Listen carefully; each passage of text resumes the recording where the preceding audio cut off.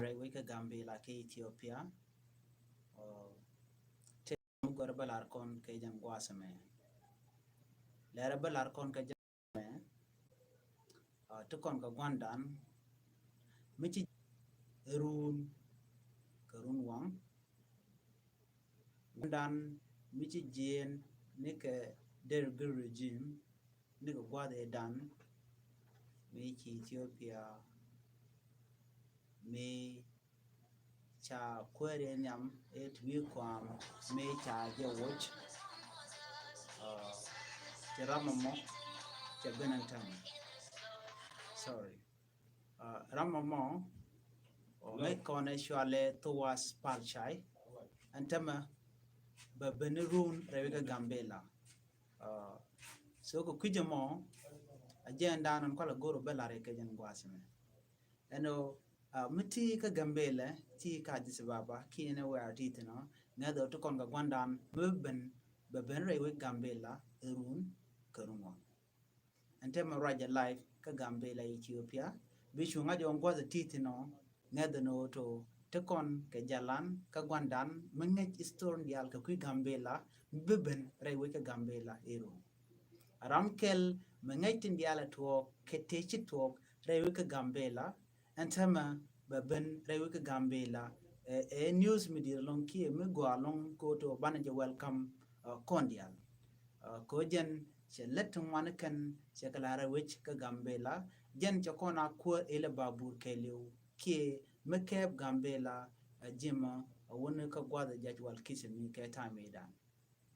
jen la ko ndini jen antema ke first time ki second time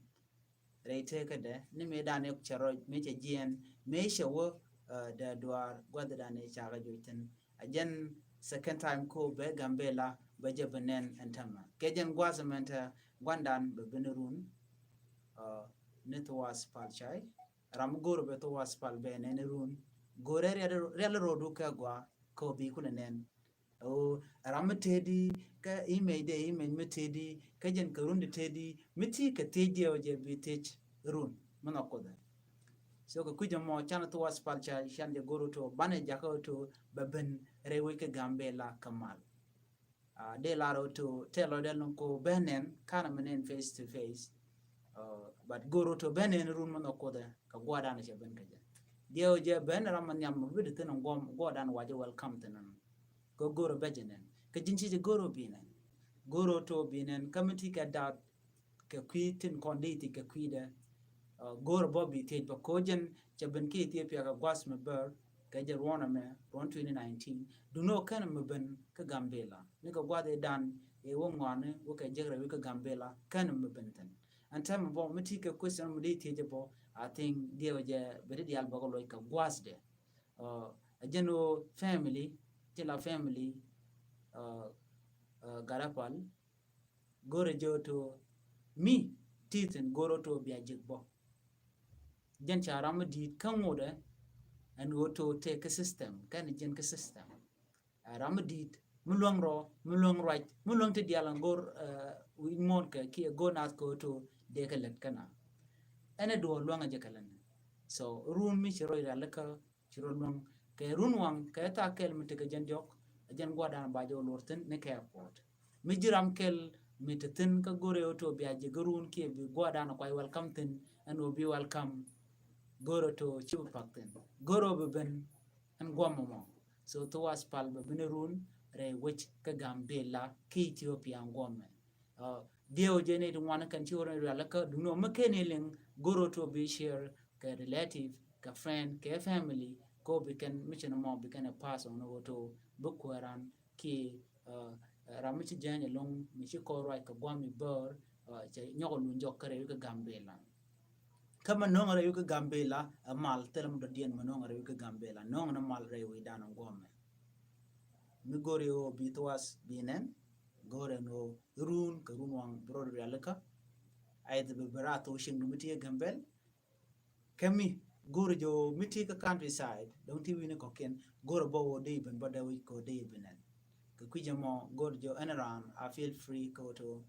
be manana chalar be support so be ka kimala rewe dan ka Gambella agenda na chelingano ko be ka kimalga chane goro bana je support po ke we dan de kon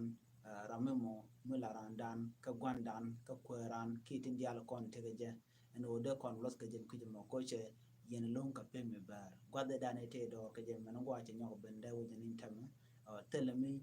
wejek ka kuida mideten nyinka dial jen mal leden jamo re wich ki Ethiopia ko de Ethiopia dere shenka mal kujimo miti ke question mudi itejirun goro to bi tej bom mite ga time ba lao gwa da dan che cha lortin o dong be te ke question bo den na de ga lojana ka dong der ka gorbo to ba ko lojba ke de na de kin beti ke kujimo re rodun ko ajen dan de tin tamo to gwandan ka ramadit mila dir wich berun karun wang ngai kono to run shangade te ramada lar ke ye mede chang madalar yes runa chang nyandaro with kel chang nyandaro de kel ka pai wero mimo wo kon ga Christmas so ko kujamo chane gor bana je lor ke telwaj ko bana Christmas bana celebrate bo ke tesloj re Ethiopia de jo to Merry Christmas ki Happy Christmas to everyone and the art and kono kwa chang kwa celebrate de jo to gor jo to be Christmas be celebrate ke telwaj midit wal bana gwandan bana lorun ke telwaj atena loidan ajena mode lar kon ki de tim kon ga jen tok tianga me mete ga mede lar goro to bi comment bi je la gomo godan de comment de keten goro no to bi mandana to ka kito was bi lingo gwandan ja be ne dawo ti lore te kan gwada me be te ka mala jen le dan go de lar kon ka tok tianga me mete ga question be dropped any do mo goro mo de lat then be lat gomo bi te ga mal anda mandu ni chankot ke macheng ngene to ni ngondi ala na goro to ba kalat kala na goro to enmite mi jidin mi to den be no ye ko kuje mo chwa goro to biya pakam na bro la run re de Gambella kromo ya te gamal bala ji gwam mi chek mite ga ler mu dong be no be nyo no ye gwam chek ya te gamal na ke jen gwam